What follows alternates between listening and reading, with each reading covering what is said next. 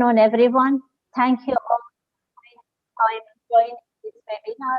I, Dr. Homa Patel, welcome you all of MTIN, a constituent of CHARUSAT University accredited Grade A by NAAC. We heartily welcome our esteemed speaker of the day and our lovely participants to this webinar on social reality of seniors in India.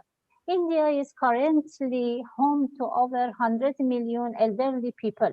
As more and more people in India enter the senior citizen category, ugly cracks are beginning to appear in a social structure that claim to value the institution of family, but in the reality expresses disdain for the bonds of blood.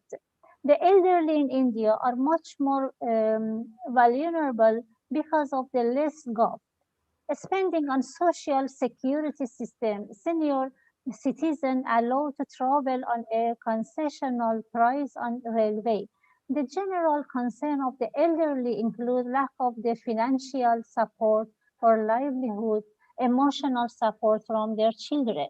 The National Program for Health Care for Elderly in 2010, with the main objective of the program is to provide preventive, curative, and rehabilitative services to the elderly persons at the various level of healthcare delivery system of the country. Other objective are to strengthen referral system, to develop a specialized manpower, and to promote research in the field of diseases related to old age. The major component of this program are establishing geriatric departments in 8 regional geriatric centers and strengthening healthcare facilities for the elderly at various levels in 100 distances. With this aim, the faculty of MTIN have organized this webinar. Indeed, today is a great day where I get this prestige to introduce Professor Nasreen Rostamfaram as a speaker of the day. Professor Nasreen Rostamfaram holds a doctoral degree from the Tata Institute of Social Sciences, Mumbai, India. Her area of study was management of human service organizations. Having completed her postgraduation in social work from the same institution, she has worked for 42 years since 1977, beginning for her career with the NGO for 7 years before joining to Tata Institute of Social Sciences in 1985. Throughout her career, Professor Rostam From has been guided by values of people's struggle, social equality, and secularism.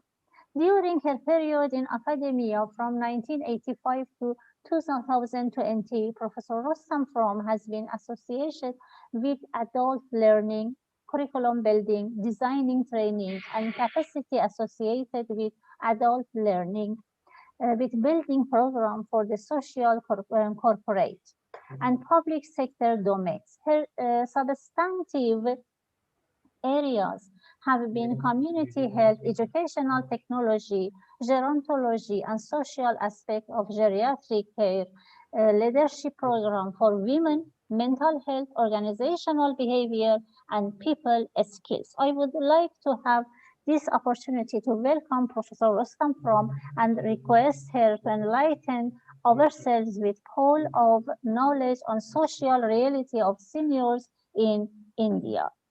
Welcome, ma'am. Thank you for your presence in this webinar, and you can start. Welcome. So, namaste to everybody. Thank you very much, Dr. Homa Patel, for your very kind introduction. And I also thank Principal Anil Sharma sir for having invited me to the college to deliver these 3 webinars. I hope that we will have a very good interactive session and that we will be able to also interact with each other, though time is short, but I would be very happy if we could ask questions. And I'm open to also asking questions in the middle of the webinar. I don't mind at all if you put a question in the chat box, because that will make it more informal and we will be able to at least interact with each other much better. So you are most welcome to ask any questions at any point. Um, you must be wondering that in a country which has so many children and so many problems with regard to women and children, why are we talking about elderly people? Elderly people in our country are very well looked after. They mostly stay with their families.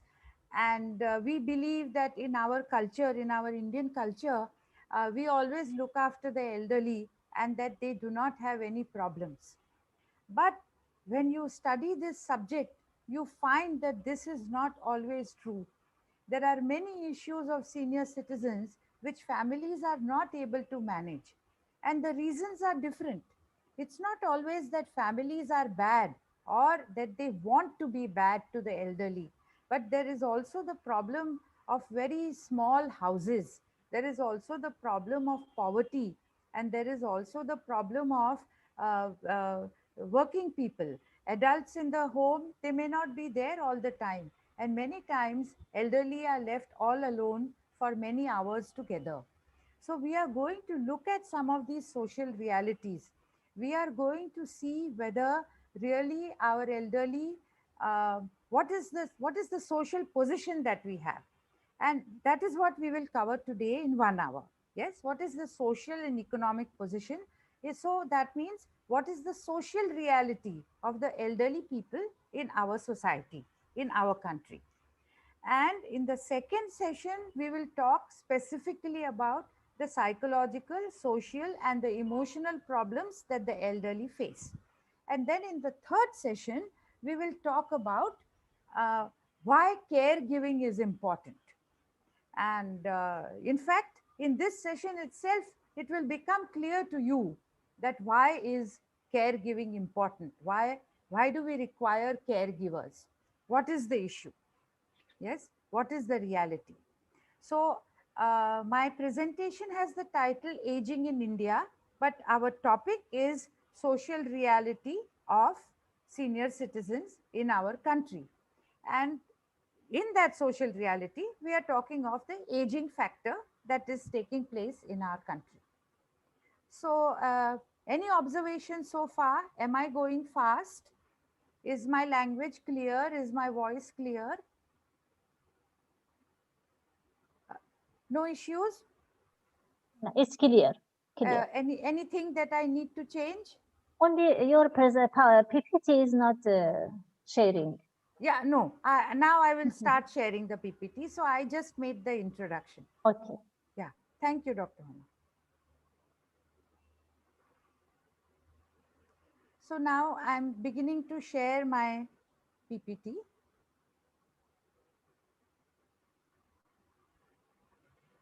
Can everybody see the title page, Aging in India, please? Yes, ma'am. Yes, Okay. it's visible. Yes. Okay. So shall we begin, everyone? Yes, ma'am. Please. Okay. So, as I said when I started, India is always considered a country of women and children. Everybody also talks about the youth dividend that we have the largest youth population in the world. And so the country has always given greater importance to programs for women and children. So, as nurses and nursing faculty, you must have already heard about the ICDS program, the midday meals program, the maternal mortality programs.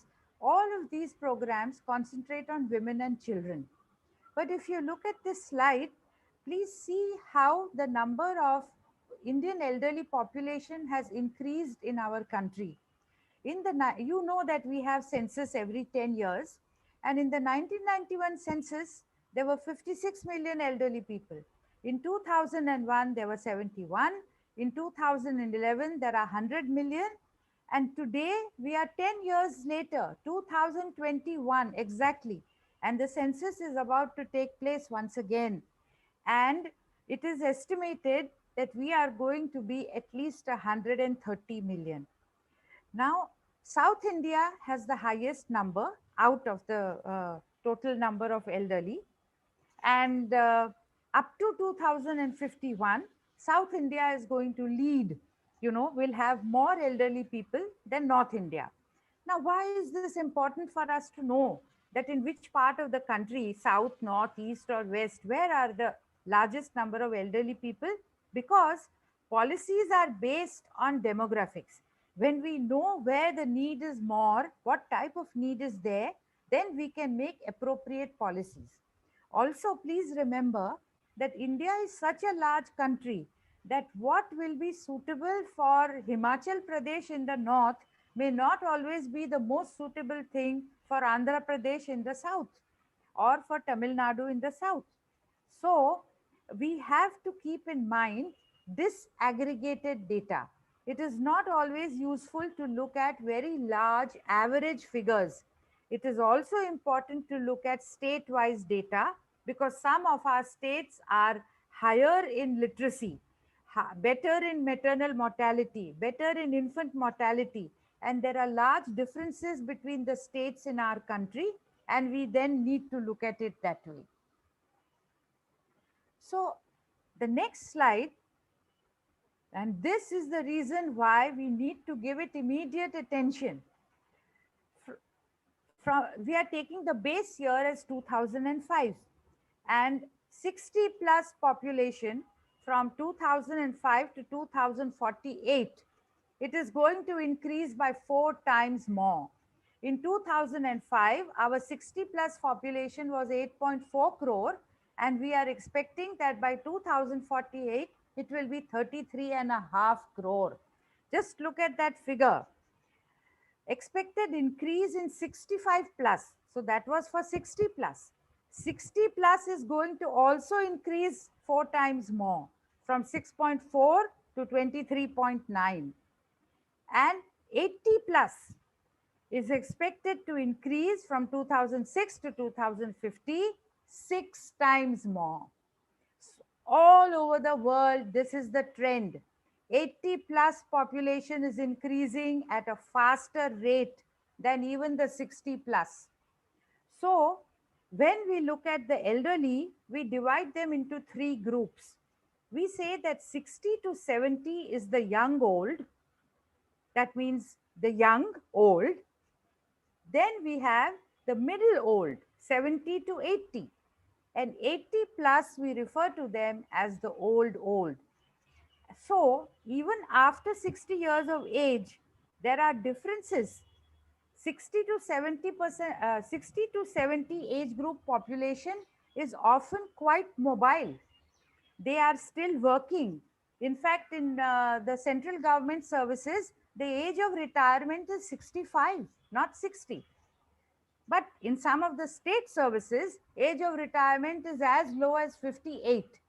So, actually, when we look at the figures for the elderly, we can look at it even from 55 onwards because different states and different services have different age of retirement.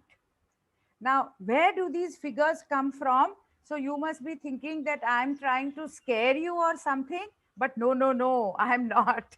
They come from the UN Department of Economics and Social Affairs, and this particular report was made in 2006. So, the projections have been done for the future. Shall I proceed? Are there any questions? Is it clear? Yes, madam, it is clear. Please. Okay. And I also wanted to tell you that you are welcome to ask me questions in Hindi and Gujarati because I follow both the languages. Gujarati is my mother tongue and Hindi I have learned from a very young age. So both languages and English are comfortable for me. You may ask me any question in any of the three languages. Thank you, ma'am. Thank you so much. So, by 2030, our elderly population at 198 million is going to be the second largest. So, today we said that the youth today, we have the largest youth population in the world. But mind you, by 2030, we are going to have the second largest population of elderly in the world. And it is estimated that in the 80 plus age group, 20% of Indian elderly may suffer from some form of dementia, and one of the biggest form of dementia is the Alzheimer disease. So all of you are, I think, medical people, and you know about Alzheimer and everything much better than me. And you would also know that care of people with dementias and Alzheimer's, uh, it is a very time consuming task, and it actually needs continuous caregiving, requires lot of help.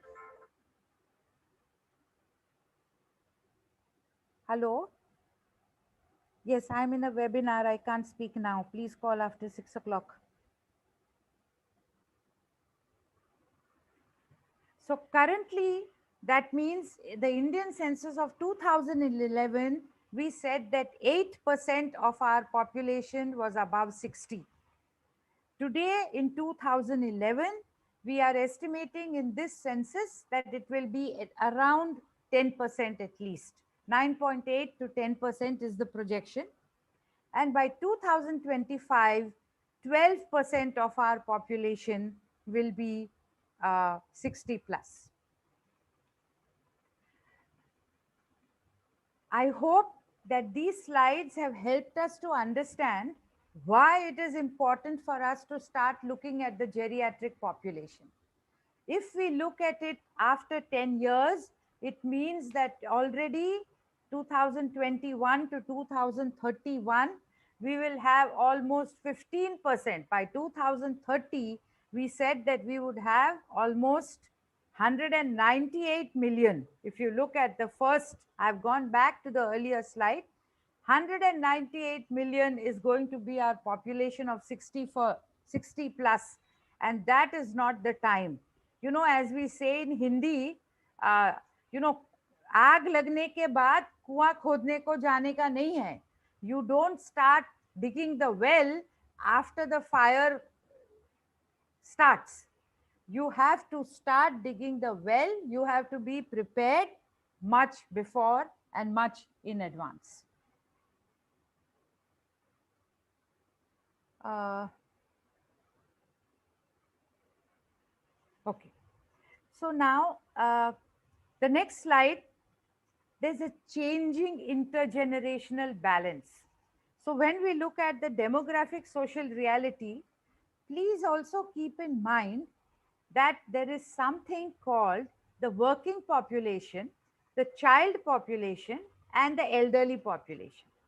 So generally, the child population and the elderly population, they are outside the workforce, which is the age group that is in the workforce is basically from 18 to 59. This is the population that works. This is the population that runs the economy. And this population looks after 1 to 0 to 14 and the 60 plus, the elderly. So it's not just in India, but all over the world, number of population from 0 to 14 years has declined.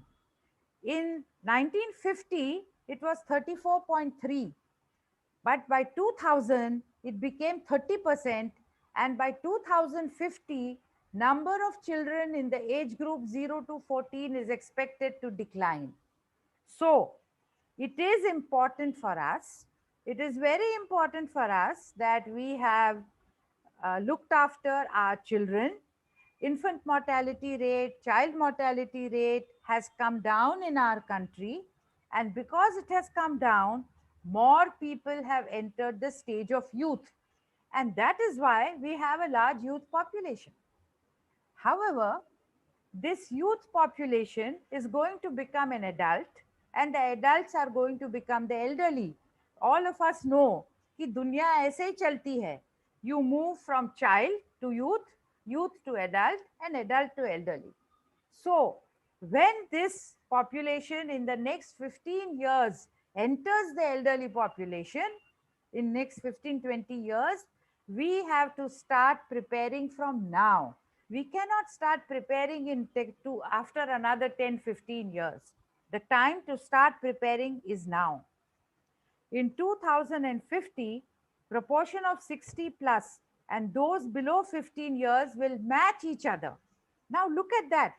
The title of this slide is Intergenerational Balance.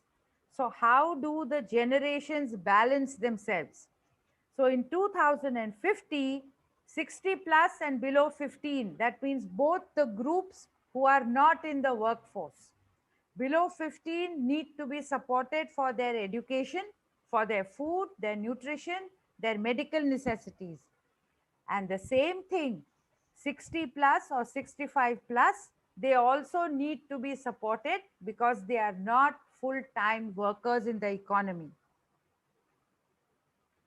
Proportion of persons. So, who's in the economy? We said 18 to 59 because for us, working age begins only after 18. However, the data here is given from the age of 15 to 59, also called the working population, is also slowly going to reduce. Why? Because number of children has already reduced.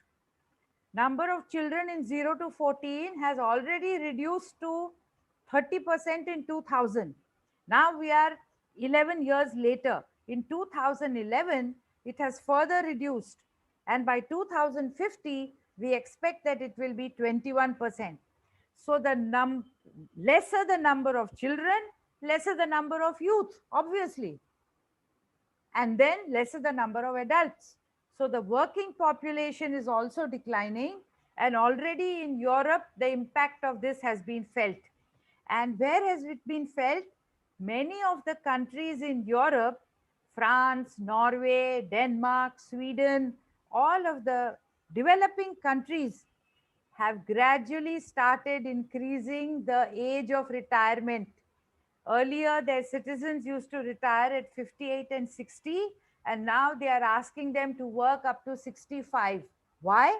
Because working population is declining, and so they are asking people even up to 65 and even up to 70 to stay in the workforce and work.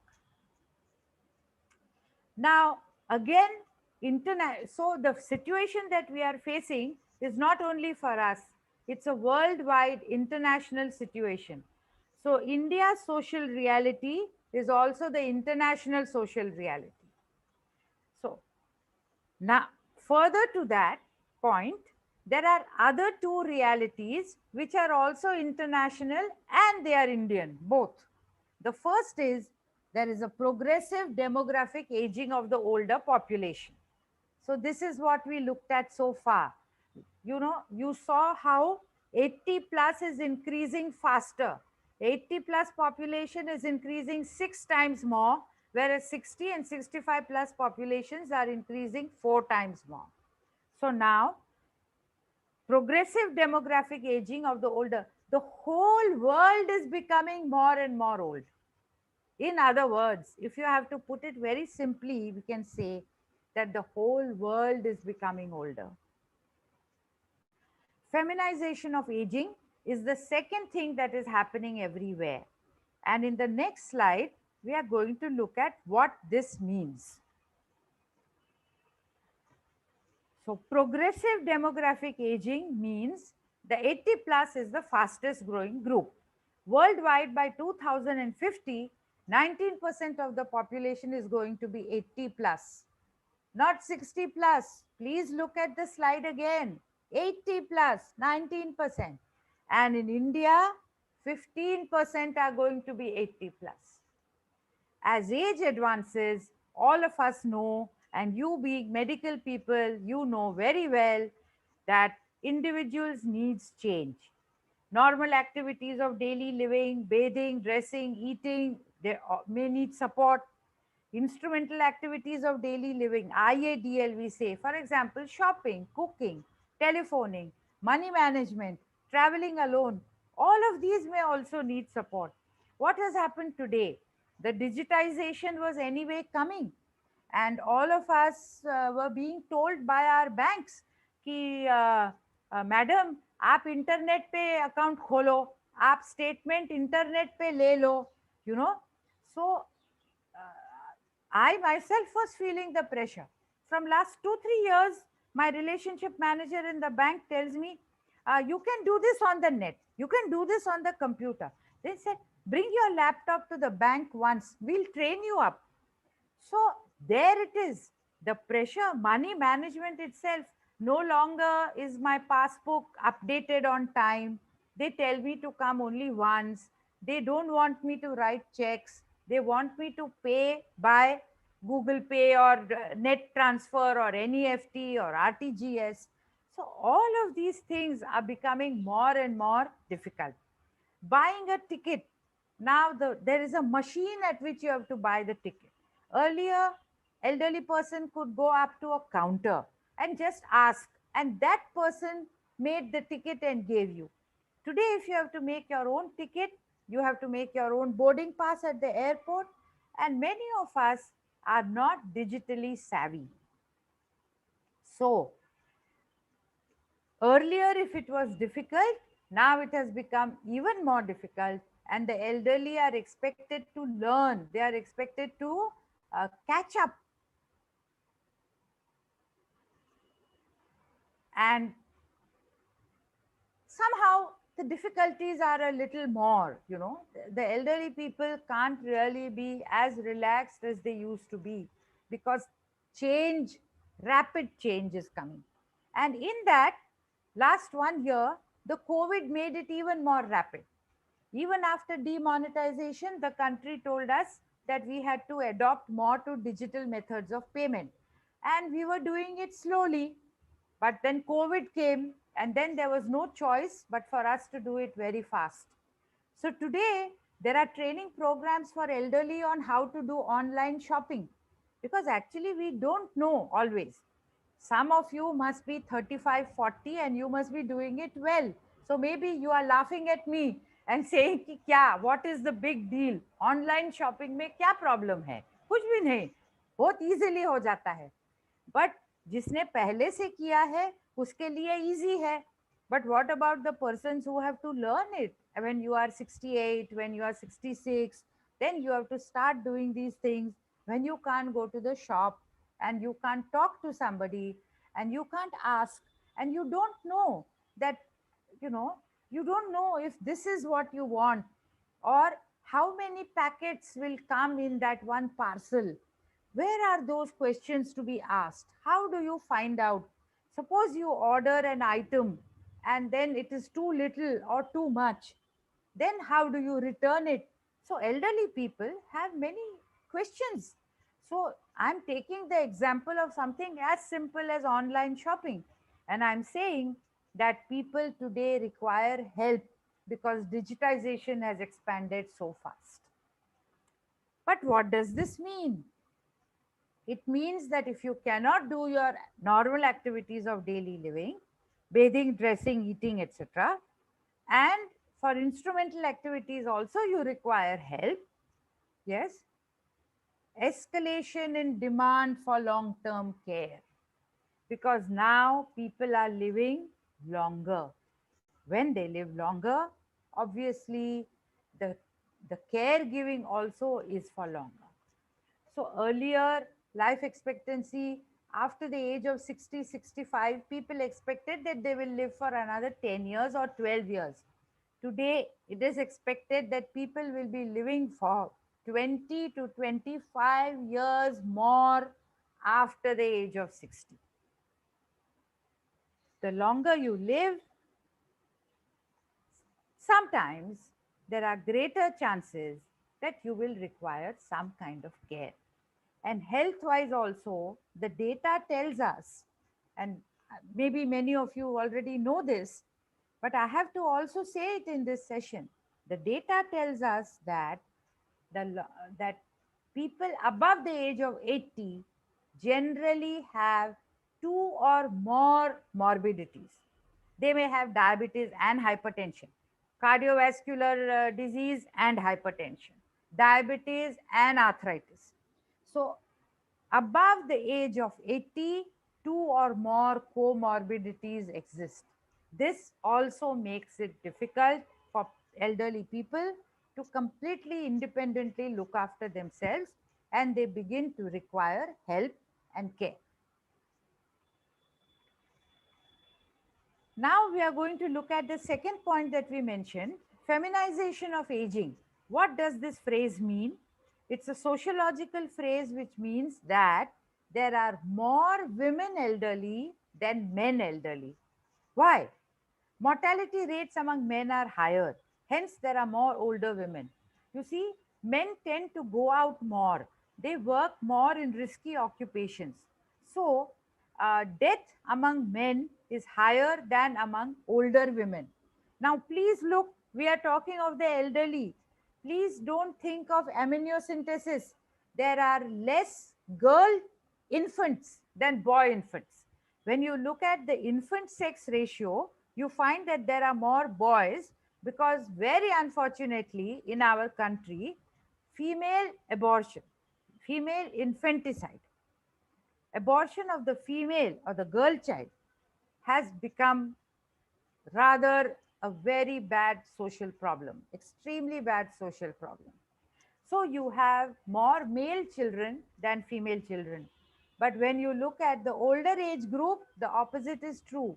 There are more women than men.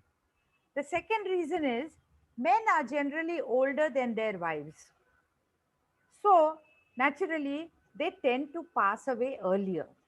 So, more among the elderly are widows rather than widowers. So, if you look at old age homes, you will find more women living there alone than men. If you look at families, you will find more women, mothers in law, there are more rather than fathers in laws. So, more women live longer. But many of our women, when we are talking of older women, who are we talking of? So, example, a person who was born in 1955 is today 65 or 66 years old, right? So, if you were born in 1955, when did you go to school?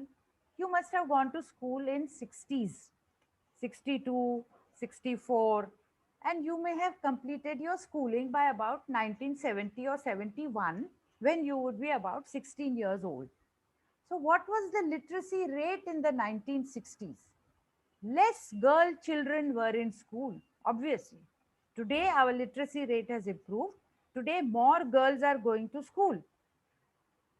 पर अगर आप देखेंगे 1960s में less girls went to school.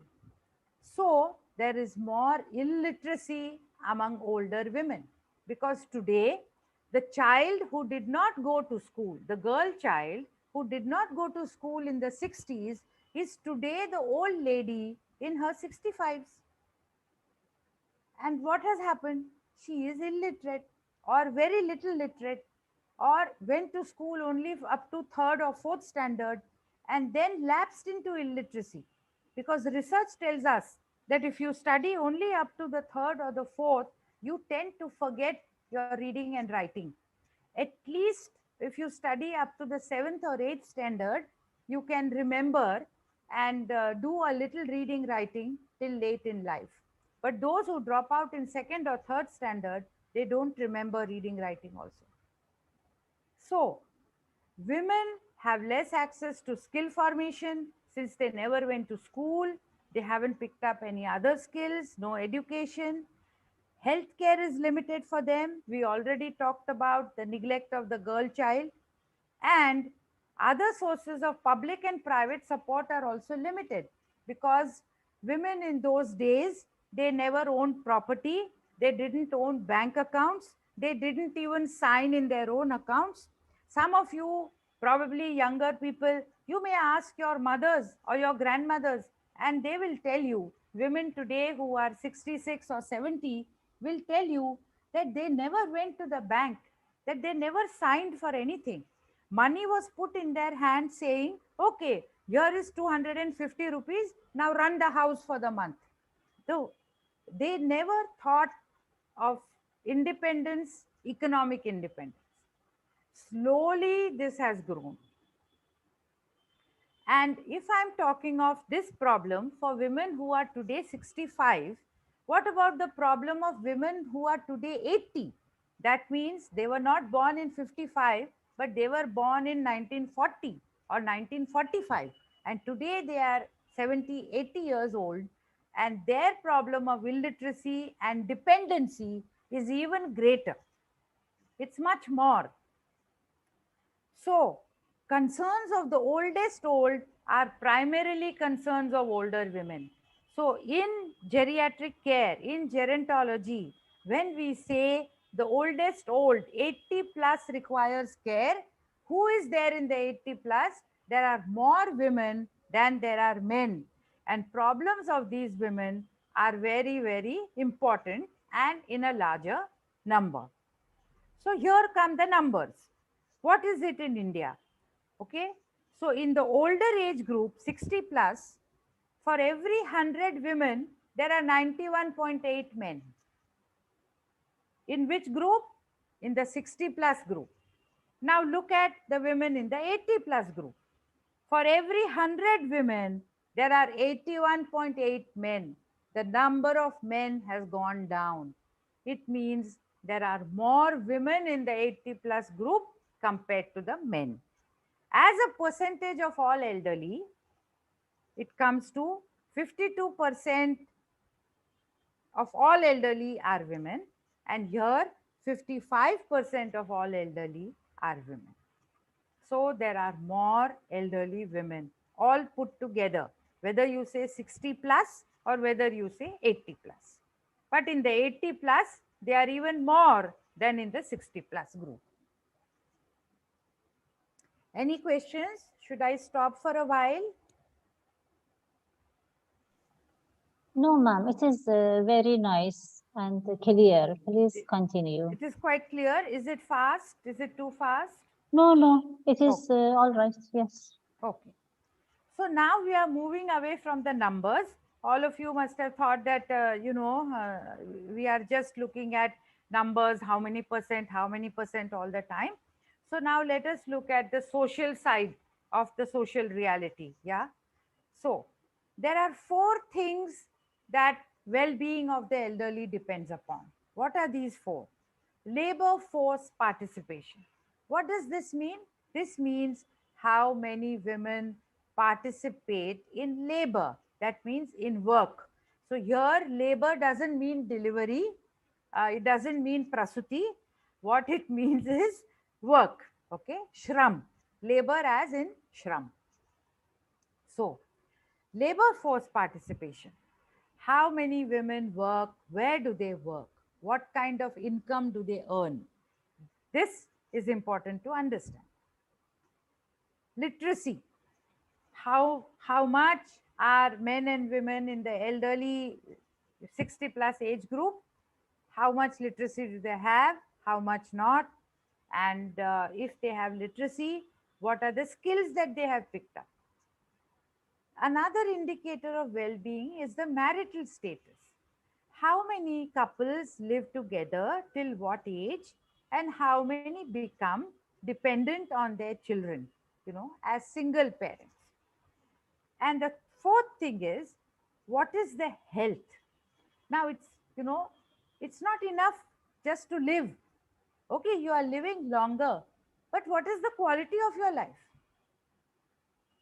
If you are ill most of the time, you are in hospital most of the time, you are worried about medical insurance, your money is running out, your children have migrated, nobody is there to look after you, then is that life worth living? What is that life? A life of anxiety, despair, sadness, sorrow. So we don't want people to live another 20 years with a poor quality of life, with a poor health. We want them to live in good health. So the first point, let us look at the workforce participation that we talked about. Now, in a country like India, we are still a developing economy. We are still a poor economy. And most of the elderly because they have not received a good education, a large number, there many of them are in agriculture. Agriculture is not a very paying proposition. Yes, agriculture work, agricultural work is a skill which, uh, and the large number of our elderly are in rural areas. So, agriculture is a skill which you pick up in your family only from a young age. So, when you don't go to school, when you don't receive education, then what you pick up is whatever is the skill in your family. So, for example, if somebody is a carpenter, then their children pick up that trade. Even if they don't go to school, they learn carpentry. Your family may be in dairy farming. So even if you don't go to school, then you teach your children how to milk a cow, how to look after the cattle, how to feed them, how to milk them, all of this. So agriculture and rural economy, very often people have not sent their children to formal education in the earlier years. As I said, this situation has improved. Today, we are much better than what we were 20 years ago. There is no doubt about it. But, but the elderly, they didn't get this chance. I gave you that explanation about how during 1950s and 60s, the people who didn't go to school are the illiterate elderly of today. तब तुमको शिक्षण नहीं मिला तो आज आप elderly illiterate बन गए हैं. This is what has happened. Many of the elderly, because of this reason, are also in the informal sector.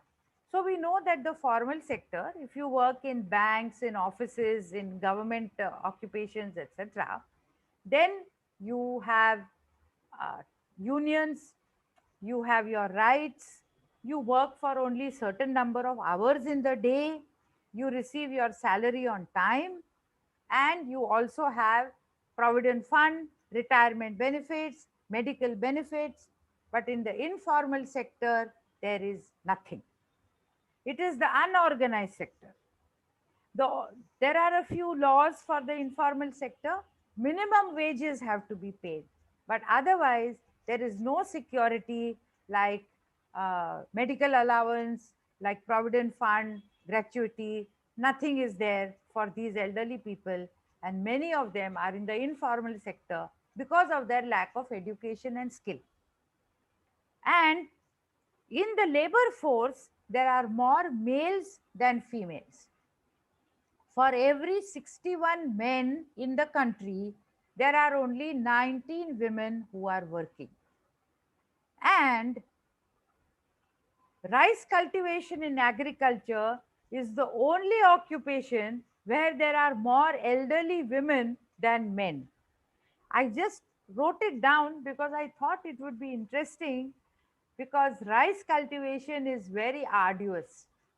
you know you get very tired. It is not a simple sort of sitting down business. You have to bend almost the whole time that you are in the field. You are out in the sun or the rain or the cold, and you have to be bent to do rice cultivation in a large way. And when I tell you that this is the only occupation in which elderly women find an easier acceptance, then you will realize, I think you will realize, and you will also sympathize that would you want your mother, your aunt, or somebody close to you in a situation that they can't find any other work, and this is the work which is in which they are most accepted at a very older age, 55 plus, 60 plus. So I think the situation of dependent older women, it is a very difficult situation in our country, especially those in rural areas. So what are the labor market challenges? The elderly have fewer job opportunities. Most people think that they have less physical and mental alertness. They are considered unfit for job occupations where some modern skills is required, computerization or something like that. Then it is considered that they are not fit for it. Women all So the elderly also cannot accept jobs or occupations which require mobility or hard labor. So where there is a lot of travel, etc. involved. So for example, I can give you the example of drivers. So many people who have been drivers after retirement, they say that they don't mind driving, continuing to drive, but not at night because the eyes are not as good as they were. So you see, with old age comes certain limitations, and this also industry doesn't like or doesn't accept easily. So people say that they want a person who will work anytime whenever they require it. So if a driver will say that I can work only up to 6 o'clock, then many people may not want to employ a person like that. So even people who have skills, elderly people who have skills, even they cannot find a job very easily. And the last important point is our public transport is a very, very sad thing. Actually, mobility is very important. Ability to move, ability to mix, ability to socialize is important for your mental health. Loneliness sets in when you are not able to move out. And we will talk about this again next Monday, loneliness being one of the problems in old age. So, where public transport is good and reliable, then elderly people can move out on their own. Unfortunately, we find that in many of the cities, many of the places in India, the elderly cannot actually move out and move around. They cannot travel because the public transport system, there is overcrowding, there is a lot of pushing, and elderly people, they cannot just manage, you know. So, all of you have seen the way in which our trains are functioning. You have seen the way in which how much you have to push to just get into a bus, for going anywhere. So in that situation, the elderly find it very difficult to take up a job where they will have to travel. Literacy I have already talked to you about, and here are some figures for literacy. So incidence of illiteracy is higher among the females. Yes, because the girl child was not sent to school even when the boy child was sent. And worldwide, 85% elderly females and 63% elderly males have the problem of illiteracy. Elderly females, okay? So we are not talking of the whole population of the country. Please remember that this whole presentation is on elderly, 60 plus. Yeah. So if you say that 85% of women in India are illiterate or in the world, then there will be a big mistake. It's not 85% of females, it's elderly females. So in the year 66, from 60 to 64, 73% women were illiterate. When you look at an average, actually you don't get the real picture. But when you separate, 57 were illiterate, okay, 58% were illiterate from 60 to 64 age group, in the age group. But look at men were 42%, whereas women were 73. That's why the average is coming to 58. But almost double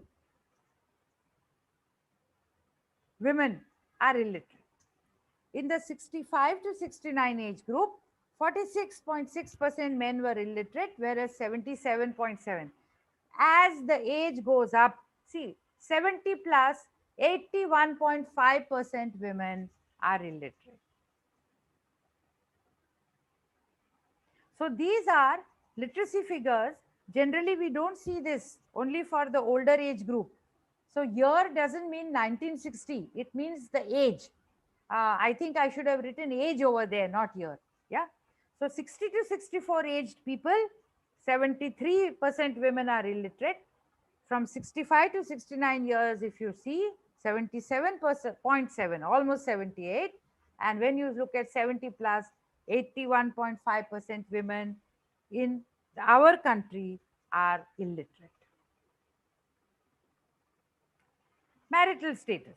Older men are more likely to be married than older women. Now, we already talked about this, that there is more widowhood than there is um, widowerhood. Okay. So, worldwide, so I have purposely given you here the statistics of world, the Asian continent, and our country in particular. So, worldwide, 79% of older men are married. In Asia, 78. In India, 78. In Asia, 44% of older women are married, whereas in India, only about 35% of older women are married.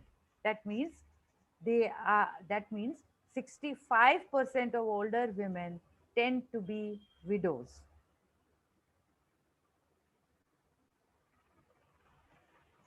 Health status of the aged. So we talked about life expectancy, but now there is another concept which is coming up in this slide. And this concept is the one of healthy life expectancy. So, not just how many years do you expect to live, but it is talking of how many years do you expect to live in a healthy way. Yes. So, look at this. The WHO has evolved the concept of disability adjusted life expectancy. So, oh, how do they calculate this? Expected overall life expectancy minus years of ill health according to the severity. Yeah. So, look at the figures for the different countries. If you are a Japanese citizen, you may expect a healthy life expectancy of 74.5 years. Life expectancy in Japan is 82 years. You may expect to live for 82 years. Out of these 82 years, you may expect 74 and a half years to live in good health. That's what it means. In India, life expectancy for men and women is different. Women are living longer. So, women life expectancy is almost 70 years, whereas the men's life expectancy is 68 years. So, what does it mean? Out of the 70 years that a woman lives, she can expect to be healthy for 52.2. Can you see the figure for India? So, from 52 to 70, how many years? 18 years. 18 years of life are not healthy. The healthy life expectancy is 52.2. The total life expectancy is 70. 70 minus 52, 18. Yes, is my maths correct? Yes, ma'am. Correct. Eight, you may be unwell in the last 18 years of life. You may have some problems, health problems, some or the other. That's a very long time to be not well. So I'm not saying that every woman is ill for 18 years. No, I'm not saying that. I'm saying that in the last 18 years of life, the chances of women having a problem. Now, in the case of men, what would it be? 68 is their total life expectancy. So 68 minus 52 is 16 years. So men may expect that in the last 16 years of their life, some or the other problem occurs. Now, 18 years and 16 years of having not a very good life, a life without illness and in slightly poor health, that is a very long time. And mainly the problem is coming from the non communicable diseases such as cardiovascular, diabetes, hypertension, cancer, arthritis, rheumatism, And this is talking of health. So you also have to take into account over here problems like cataract, glaucoma, and loss of hearing and falls. One of the biggest um, problems that people in our country face at an older age is falls. And falls at an elderly age are really very difficult to manage. And I'm sure, I'm sure you know better than me. Also, there are comorbidities. It's not just that a person has broken their ankle or their hip bone or there is a fracture or something. Along with that fall, the person who is coming to you could be a diabetic, could be a hypertensive. So it means there is a double problem. So now what does this mean? Yeah, what does this mean for us? When you look at development, and our country is committed to the fact that we are going to develop ourselves. So the aim of development has to be the improvement of the whole population. You can't only say we will look after our children, we will look after our youth. You have to look at all youth, children, elderly, men, and women. So, when we talk of socio-economic development, we have to talk of how elderly will also be integrated. And we cannot say that when we have the money, we will do something. The second paragraph on this particular slide is talking about we have to enhance public recognition of the fact that our policies cannot be only needs based, they have to be rights based. What is the difference between a needs based and a rights based?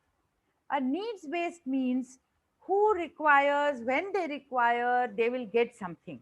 A rights based means because you are a citizen of this country, you get it as a right. So, for example, the right to vote. There is no discussion on that. Every adult above the age of 18 has the right to vote.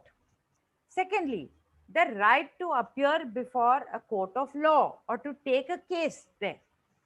It is not that some people can go to the court and other people can't. Because you are a citizen of the country, anytime for any issue, whether it is a criminal issue or civil issue, you have the right to go to the court. So, a rights based approach means that elderly have to live as dignified citizens of the country. And we cannot say that if there is a budget, if there is money, then we will look after them. No, we are committed to looking after them as we look after our children, our women. We have fought for lowering maternity mortality rate. We have fought for lowering the child infant mortality rate. And we have to fight also for looking after our elderly people. So, uh, how do we promote activities in a rights based approach for the elderly people? We have to ensure that they will have the chance for physical activity. Physical activity is as important, if not more important. In many of the illnesses that elderly people face, physiotherapy is more important after medical management is done. Only medicines don't give that much potential as medicine and physical activity, exercises together. Household chores, community participation, healthy eating, reducing addictions, tobacco and alcohol. These are some problems that are there even in elderly age groups. Sometimes they increase. Unnecessary medication. This is something that the medical community needs to take a very good look at. Many elderly people are on multiple medicines, and this can have other effects on the body. So, it is very important that medical management cannot be just ad hoc. It has to be carefully looked at. And that is why we are saying that the study of gerontology and geriatric care is very important, because many times medical professionals tend to ignore this, and multiple medication and multiple doctors becomes a very big problem in old age. And supporting families to care for the elderly. Families may be ready to look after, but not all families have sufficient resources to do it well. So we require government support for health care, for mental health care, for disability, and for financing of health care during old age. All of you, whoever has bought a medical policy, will know that medical policies after 60, the premium becomes very high and huge, because all the insurance companies are looking at their profit and nobody is looking at the older person. So actually, the government has to ask the insurance companies to have products which will help senior citizens. uh, okay, now, economic support, social security and pension policies are very important. I'll talk about them next time also, because we are going to talk of social aspects, and economic also comes in social.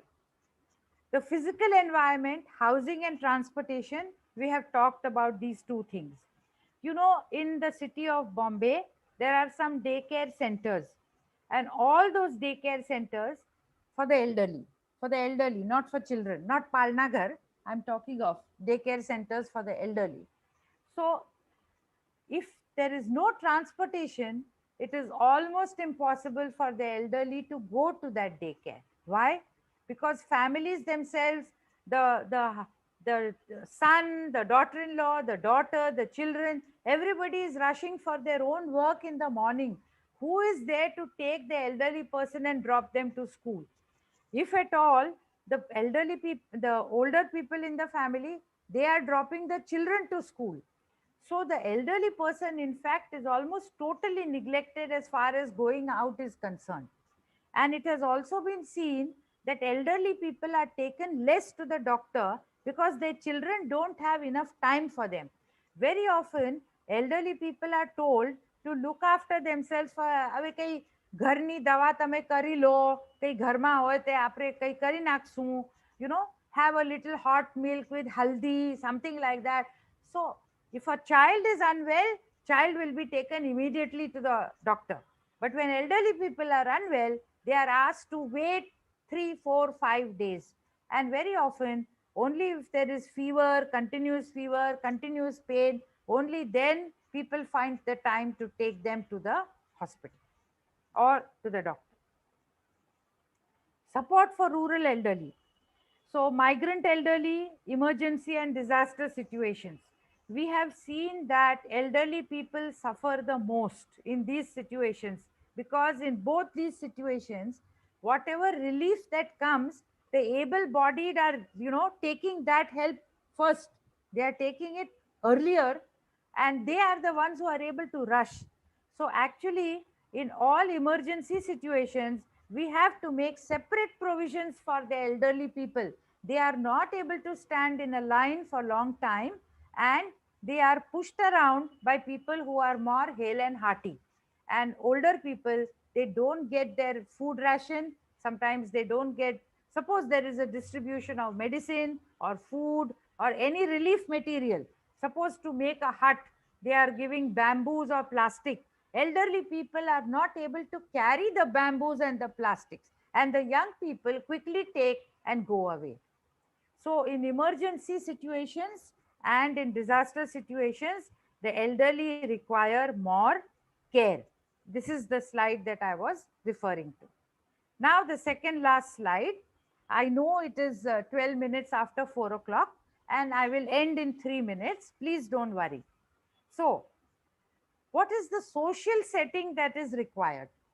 So, intergenerational tensions, the tension that we have between our children and our older people, this needs to be addressed. And we will talk about it next Monday.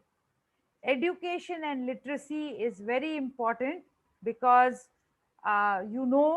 we have emphasized in the last 1 hour so many times that older people, because they didn't get education and literacy, today they are in a very difficult state. So we have to help them. Now we cannot send them to school. A 65 plus person cannot go and start studying. Yes, it is also quite late now to expect them to sign their own name, etc. Even that could have been done when they were in their 45s or 50s in adult education classes. Yes.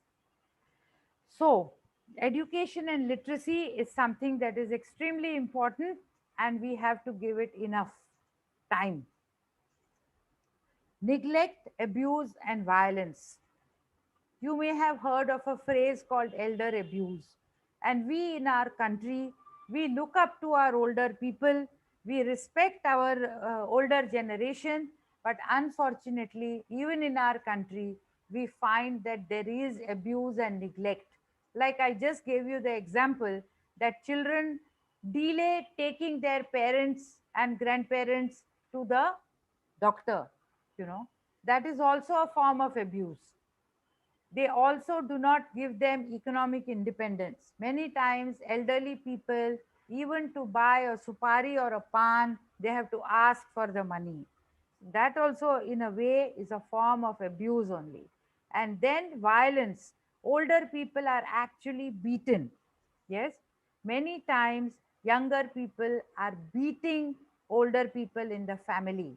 And you know how this came out?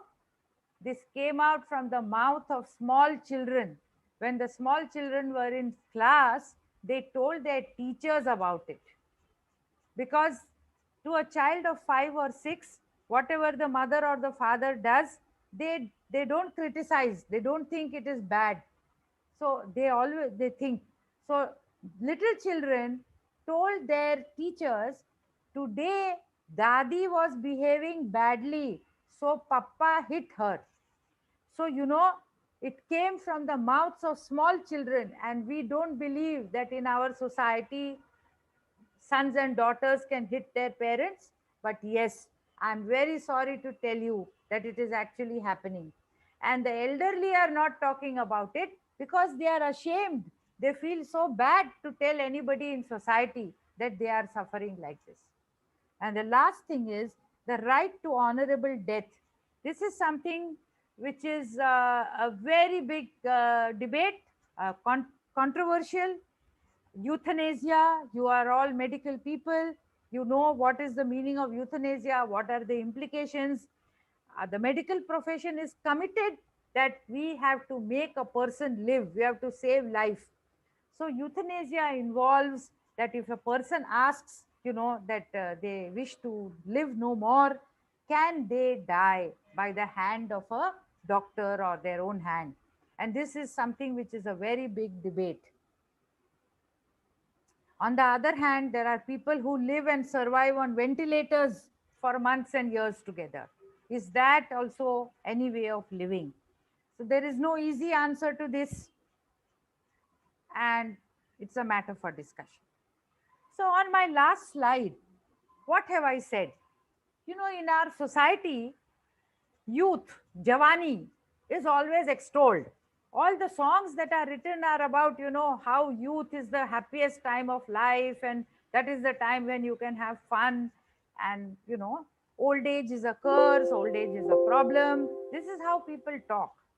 But this particular passage, and I would like to read it out to you, that many people say youth is a happier time than maturity. But to say that, it is like saying that the view from the bottom of the tower or the bottom of the hill is better than the view from the top. Yeah. All of us have been to a mountain or to a tower, isn't it? When you go to the top, you can see for miles around. When you are at the bottom, you sometimes can't see the whole tower also. But look what it says in this paragraph. As we ascend, as we go up, the range of our views widens. The horizon is pushed farther away. Finally, as we reach the summit, It is as if we had the world at our feet.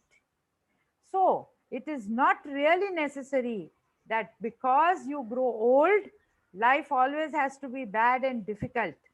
If we have the adequate social supports, civil society and the government acting together, and the health professionals all supporting, then old age can be a blessing, and elderly people can be a big credit to our society.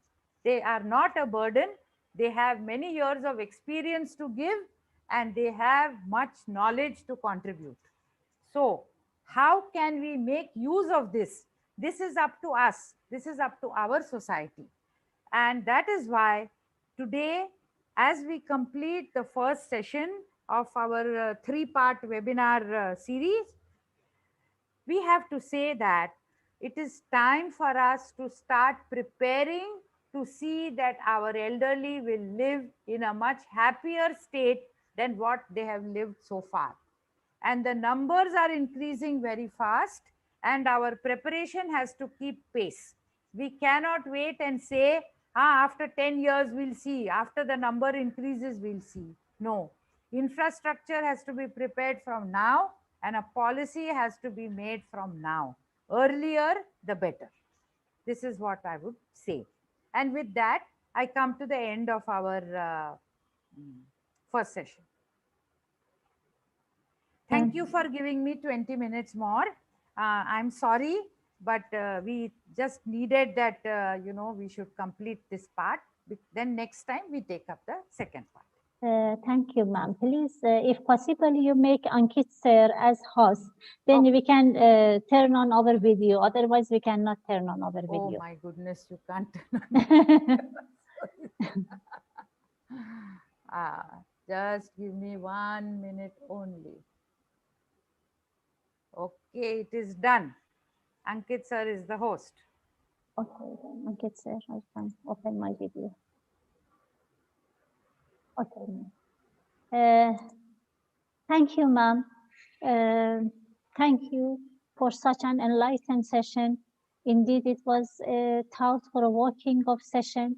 Ma'am has explained very well about social reality of seniors in India. I would like to give opportunity to our participants if they have any question, so they can ask to our speaker.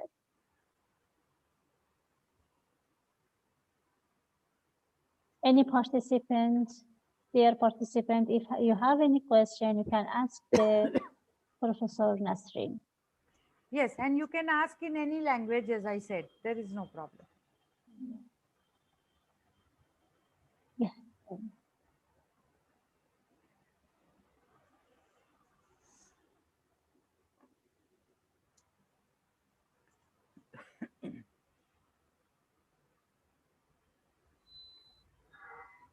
It looks like no any question. Dear Madam, at the end, I would like to thank you again for your valuable time for this webinar.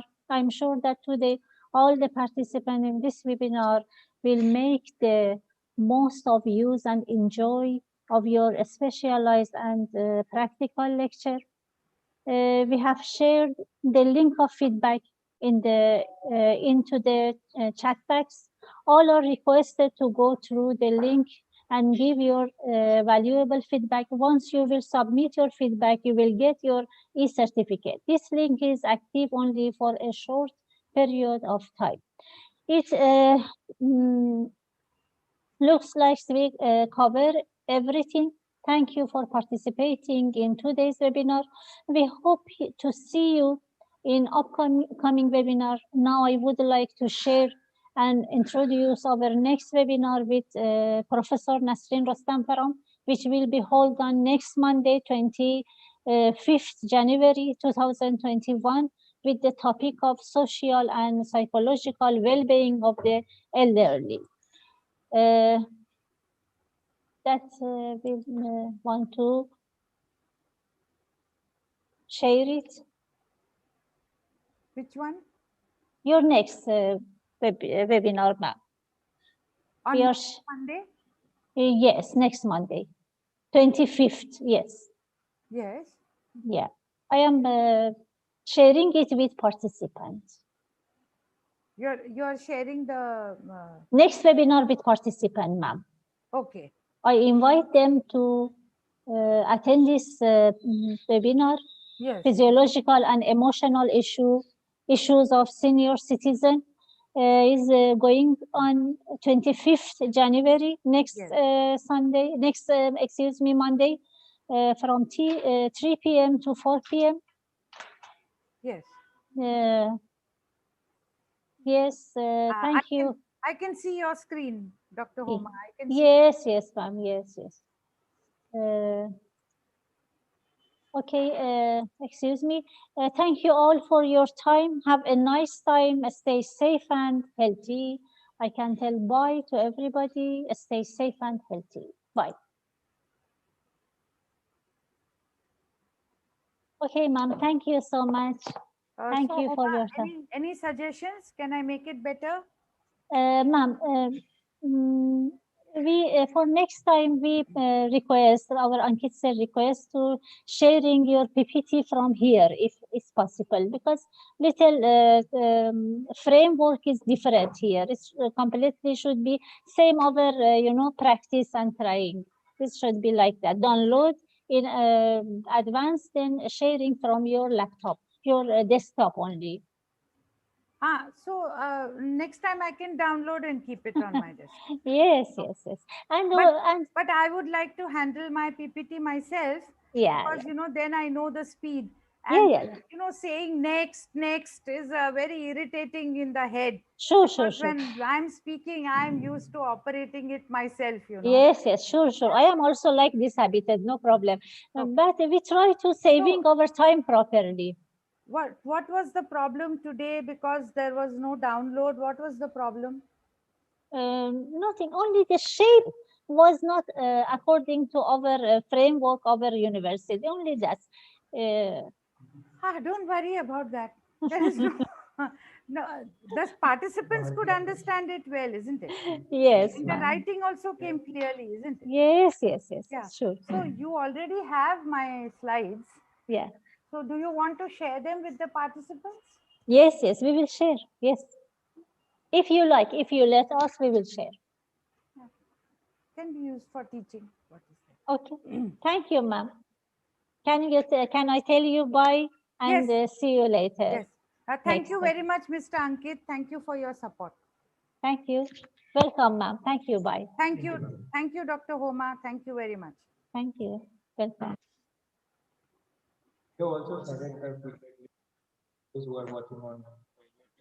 Huh? So, Dr. Homa, please let me know the feedback. Any changes to be made also, I would be happy to know. Huh?